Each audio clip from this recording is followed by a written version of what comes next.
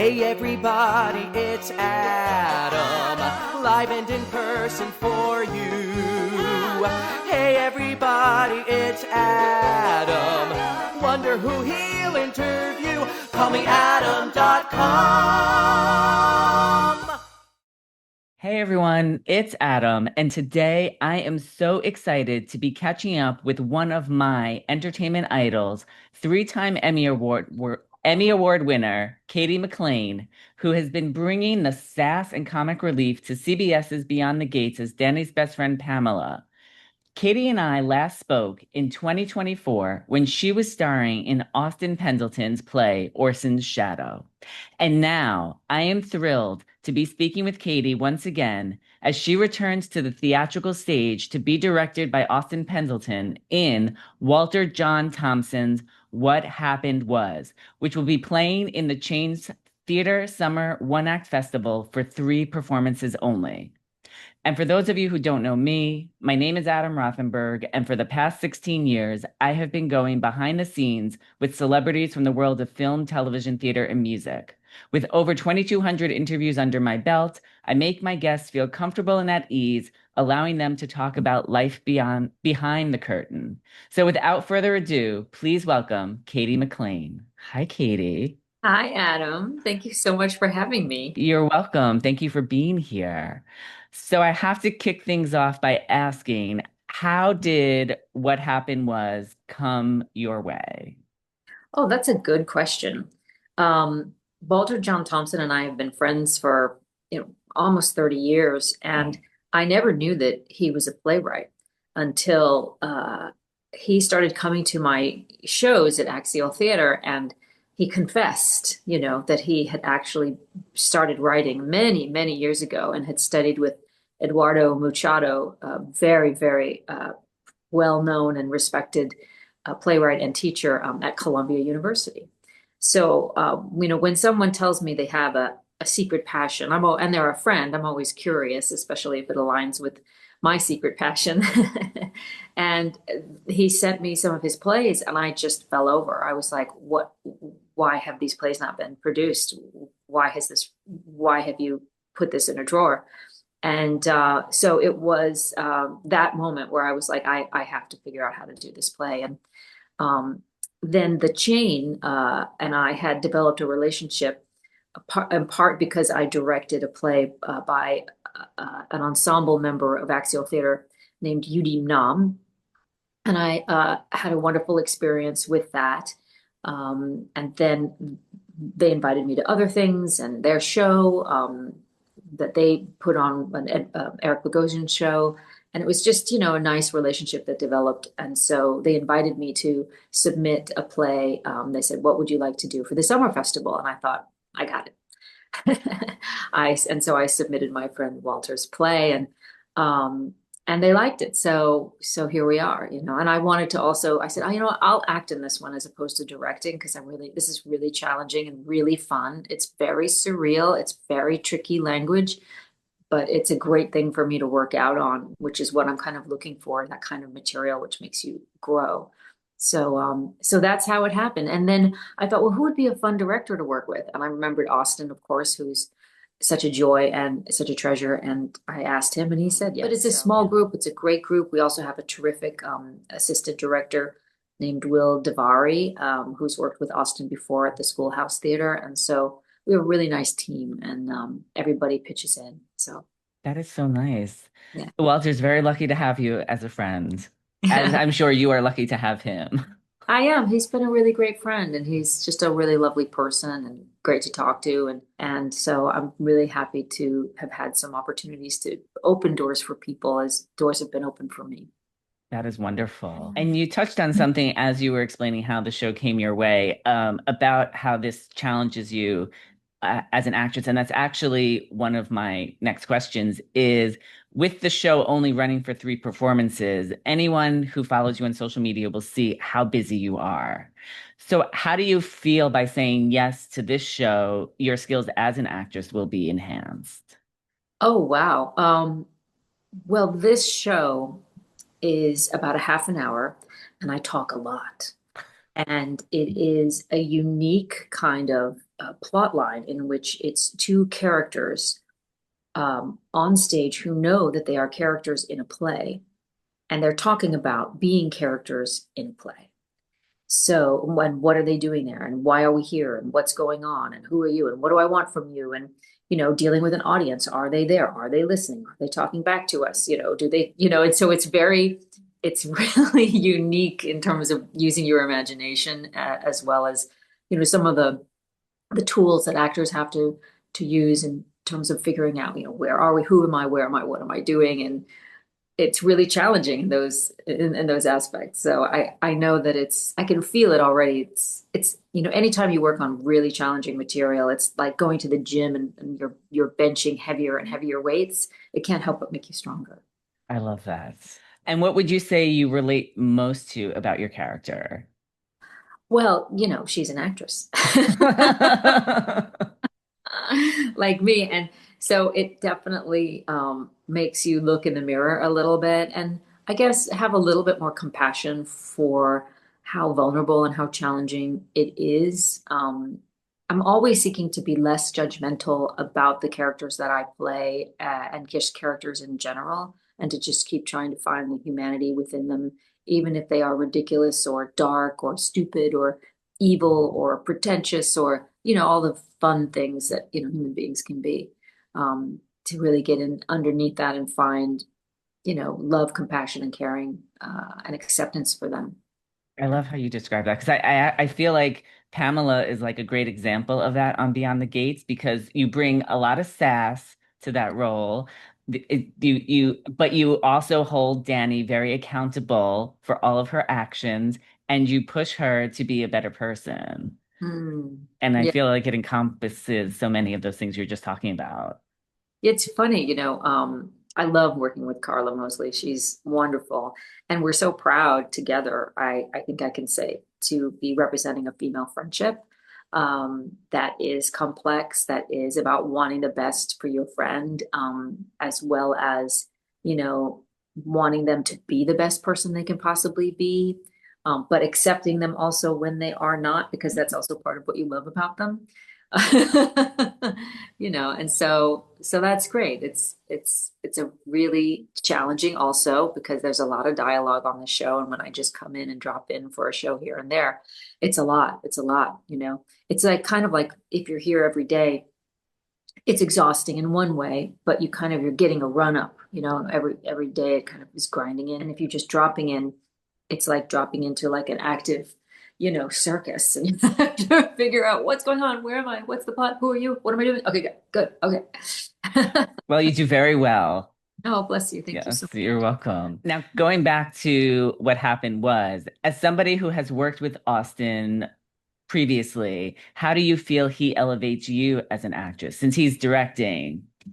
He is, one of the greats for a reason. His insights and his notes, the timing of his notes, the stories that he tells, uh, they're everything that you hope for as an actor. And the process of the rehearsal is everything you hope for, right? That's what you want. What you long for is, these kinds of notes that make you better, that make you better, and an understanding of what to say and when it's time to stop talking as well. Oh, it's so great. It's so great. And I mean, I'm trying to think of, like, oh, well, here's a story he was telling recently just about himself, because he's also an actor. And I think sometimes actors do make really, really good directors. He did a show where he got a very bad review. And someone said to him, you're probably not going to work for 7 years on the big stage, Broadway. So just prepare yourself, because that was a piss poor review, and you're gonna have to eat it. And he discovered that, Equity has this contract called the Showcase contract, and you can put up small shows for small amounts of money, and sort of like an off Broadway kind of vibe, and keep working. And so he did, and he decided he was going to do every role that he ever wanted to do, whether he was right for it or not. And so for all that time, he just worked and worked and worked and worked, and people came to see him, and he had great shows and not so great shows. But it really showed to me, like, not only the kind of resiliency you have to have, but the self-directedness you have to have as an actor, which they don't really talk about that much. Most of the time, we're told like, oh, we're waiting, oh, it's slow, waiting for your agent or manager to call. And I definitely do not believe in that because I go crazy if I sat around waiting for the freaking phone to ring. Like, that's not gonna happen with me. So him also, like somebody of his stature and his experience, sharing that he once had like really tough times and what he did in order to overcome them after winning, Tonys and Obies and like the business can be mean. And so you have to figure out how as an artist you're gonna keep alive no matter what. Yes. That's incredible. I feel like you do that as well. I mean, like I mentioned earlier, just following you on social media, I see between Axial Theater, Beyond the Gates, this show, you're working on so many things at one time. And I want to remind everybody, you're a three-time Emmy Award winner. It's like, do you feel like do you ever feel like at this level for you, do you do you have to audition a lot anymore, or are you at a certain level where it's more, I'm writing this for Cady. Oh, who do we want? We want Cady McClain. Let's just offer it to her. It's really funny. I think I, at a very young age, saw how crazy people could be in the business once they got to a certain level. And so I think some part of my mind was just like, I will always be, working class. I will always be shovel and dig as an actor because that way I won't have to deal with that level of BS, which I just don't appreciate and enjoy. Um, because like if everybody's working hard towards a common goal, then, you're all kind of, it's just much more fun, right? Now I would certainly absolutely love people to be, sending me scripts. Send me those scripts. Send me those offers. I mean, occasionally, like I'll get an offer. Occasionally that does happen. And but I still audition, I still audition and it's just the way it goes. Well, coming back to what happened was the press notes state that two actors are trapped in an endless loop, confronting love, regret, and the fragile line between reality, performance, and the unbearable silence of being unseen. So I'm going to break this down into a few questions. My first question is going to be, when has there been a time you felt like you were in an endless loop? Oof.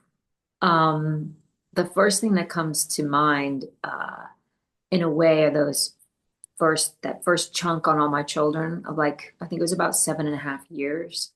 And every 2 years, my contract would come up, and I would think I should go try other things, and then I would resign, and back at it I was again, and it happened like 3 or 4 times, and there was a reason for that, but combinations of reasons.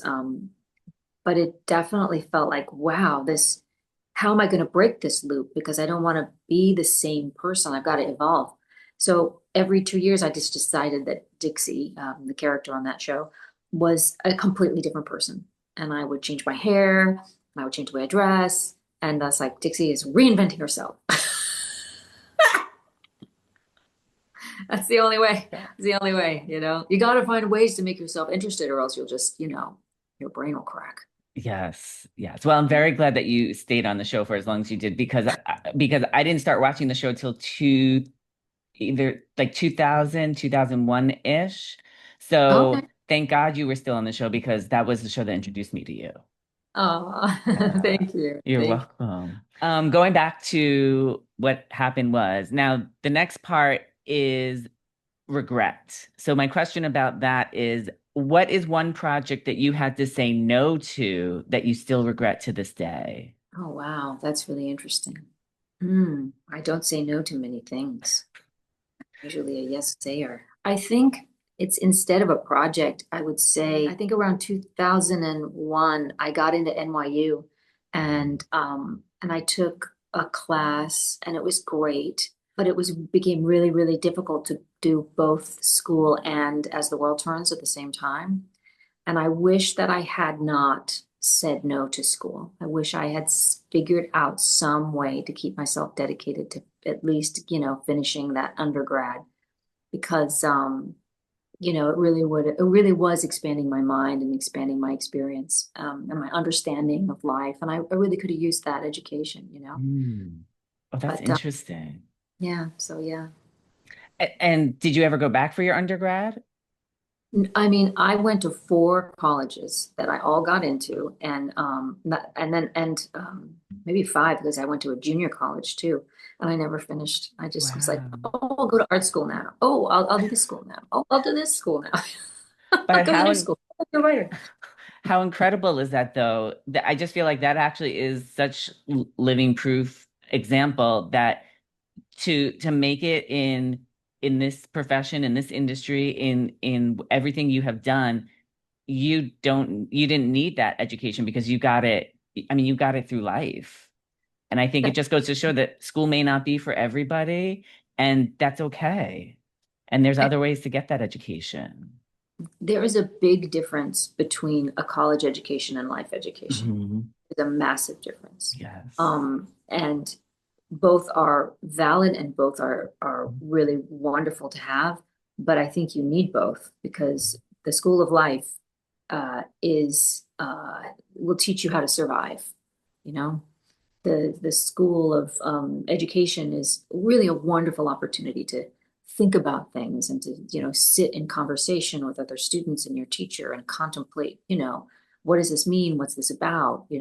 So I met somebody recently. She went to Harvard, and she said when she was at Harvard she always planned on being an actor, so she had this amazing education because she wasn't trying to be a great student. She was just trying to learn and enjoy learning, and enjoy learning at a very high level, obviously, but just to enjoy the experience. And I thought, wow, what an amazing, boy, I would love to have that. I would love to have that journey. I'm just here to take a class, just to enjoy this class. Yeah, let's do this, no worrying about the grade. Yeah. Oh So my that would be gosh. the way to go to school if you ask me. Yes, definitely. Well, moving on to the fragile line between reality and performance. When have you ever had the fragile line between reality and performance? Has there So ever? many times. So many times. There is always the fragile line in me. In a way, I mean, maybe I'll say this. In a way, part of the job of being an actor is to bring your fragile line to the work, right? And if you're not walking in that danger zone, if you're not walking in that risk zone, then you're not really pushing yourself as far as you could potentially go. Hmm. So you don't want to break yourself, but at the same time, you do want to see like what I like to tell students, because I teach now too, um, is that there's like an actor's like a surfer. So you have to develop this sort of like Zen mindset, right? And the board is the words, and the ocean are your emotions. So you want to stick yourself to that board, to those words, right? Because that's what you're writing. But your feelings are going to come and go and change and move and go up and down and, rock you. And you just want to stay on the board. So you have to develop a certain cool inside to stick that board and not to associate yourself with your feelings, right? It's That's a really, great analogy. thank you. Do you have an example of like one scene that you brought that line of reality that you feel comfortable sharing?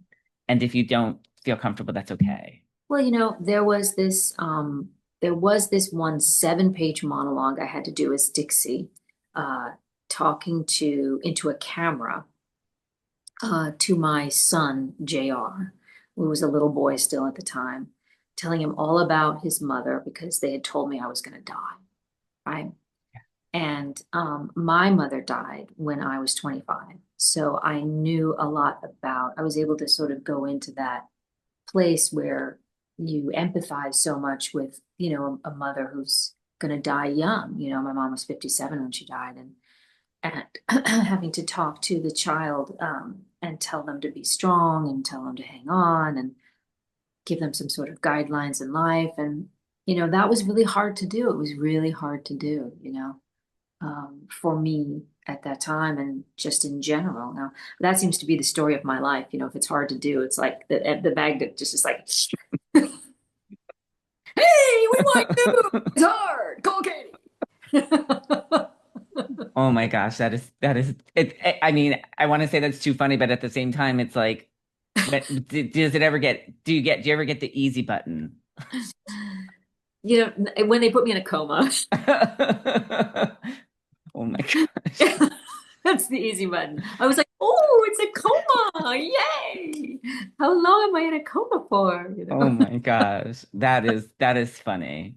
Because you just sleep. I mean, you just lie there Yes. with your eyes shut. Yeah, and crack jokes when your eyes are Oh open. my gosh. Well, moving on to confronting love. So after 10 years of marriage, you and actor John Lindstrom announced your separation. You haven't worked with him a lot on Beyond the Gates, but I believe you recently had a few scenes together in the casino when you and Dani were in the casino. So, what advice could you offer someone who has to confront love by working with their ex? Because what is that like? Well, I would say the foundation of any good relationship is a friendship. And I'm really grateful that John and I have a fantastic friendship. We are extraordinarily good friends. And so I would say as advice to anybody who, might have to deal with that situation, just, don't be a jerk. Be friends. You're friends. You got together for a reason and, remember to be kind and be a friend to your friends. That's all. That's good advice. Okay, and now going on to the unbearable silence of being unseen. When have you felt the silence of being unseen, and how did you make yourself more visible? Oof, that's a good one. LA felt like that for me. It was about 10 years. And even though I was working a lot, it still felt like this strange environment where everybody's trying to be seen and nobody's getting seen and nobody's seeing you. And so you feel like, should I want to be seen? Should I want this? It's fine. This is what I'm supposed to do. Or here I am, I'm here. And they're like, yeah, that's nice. Yay, next. So here's actually, again, like what I think I've been blessed with moments of grace from other people, right? So I did not seek out being on Entertainment Tonight. And I did not seek out Deadline picking up my third Emmy and making that announcement of it being like a history, a moment in history. I'm the first woman to have done that, and three for three different characters on three different shows, On three different networks. and on three different networks. Yeah, yeah. So the point of that, although that sounds sort of ridiculous, is that the characters and the environment and the backup, right, from your team, from the production team, were all different production teams. They were all different writers. They were all different characters, right? So I wasn't getting like the same writing and winning. It's great to win an Emmy for the same character three times. God bless. That's freaking awesome. It's really hard work. But to have done it like in this way and different decades as well, which is also something amazing. I just feel like to not go seeking to be seen or to not go seeking attention, but to just do your work, just do your work and put your work first and try to do the best work and keep your standards high. And then that gets recognized, and you can get fortunate that people will remember that and value that. And I'm so grateful for those people, who've watched and noticed and see what I'm trying to do. It's hard to even like put into words what I'm trying to do. I just think if anything, I'd say I'm just trying to stand for something as an artist within this crazy business of show, and to hang on to that resiliency and not let the BS, knock me down or take precedence. And I think that needing to be seen can knock you down. And it's a little different than wanting to be seen. I don't know how that may sound like I'm parsing words, but wanting to be seen to me connotes a certain kind of inner desire that that I have something that I want to show you. Need has an element of like desperation. Yes. Yeah. So choice over desperation. Because the desperation usually says that there's something in there that you're hoping will be fixed by being seen. And wanting to be seen, I hope, is like I've made something of quality that I feel passionate and about, and I want to share that with you, and I want you to see that. That's important to me. That's a great way to differentiate between the two. Thank you. Yeah, you're welcome. Okay, so now I love the title of the show, What Happened Was. So this is going to sort of be like an open-ended question, but can you complete this sentence for me? What happened was. I took a long walk and I never went home. Oh my gosh, I love that. That's like the story of my life. I absolutely love that. Well, I do have to start wrapping things up. So because I'm going to also release this interview on my podcast as well, I love ending my interviews playing off of my show's title, which is Burying It All with Call Me Adam. Now, I know we have talked about a lot of things today, but if you could bear it all, what is something you would share with us today that you haven't previously talked about? The first thing that comes to mind is that my little dog, Mr. Peanut, died last September. And although I may have written about it or mentioned it a little bit on Instagram, people may sentimentalize the death of a pet. But boy, is it a heavy thing, man. It is a heavy thing, that loss. And that love is just as real as you may love a person. I think I heard in New York City that they are changing the law so the pet is now a family member. And I think that's such a great idea, because they really are a family member. They're a member of your family. And, these animals in our lives are, they're sentient beings with thoughts and feelings. And there's something to be said for that. Like how we treat our animals is really matters. And I'd love to see a little more care. I mean, I'm not a vegetarian, but like a little more care put into that on so many levels. So that's what It's true. Our animals definitely. I mean, I had a hamster growing up, and I'll never forget. We went out for pizza one night. We came home, and my hamster was dead. I've never forgotten my hamster. And, I still think my parents don't live in their house anymore, but I always wonder, did the new people, like I buried him in the backyard, did the new people keep him there? Did they dig him up? I always think about what happened with him. But it probably became a beautiful rose in the rose hamster. yes. Yes, a beautiful hamster rose. I love that. Well, Cady, I cannot thank you enough for joining me today. And I want to remind everybody who's watching and listening, Cady will be starring in What Happened Was in the Chain Theater's Summer One Act Festival for 3 performances only, July 22nd, August 1st, and August 2nd. And I will have the ticket link on my entertainment platform, callmeadam.com. And Cady, I'm so grateful for you. Oh, I'm grateful for you, Adam. Thank you so much. And I hope you can come to the show. Thank you. I hope so too. No, I will. Oh, thank you. Thank you. Well, thank you everybody for watching, and we'll see you next time. He'll get the dirt and the scoop and the story, for he happens to be in the know. Just ask anybody who's had 'em. Adam lives for the business of show. CallMeAdam.com.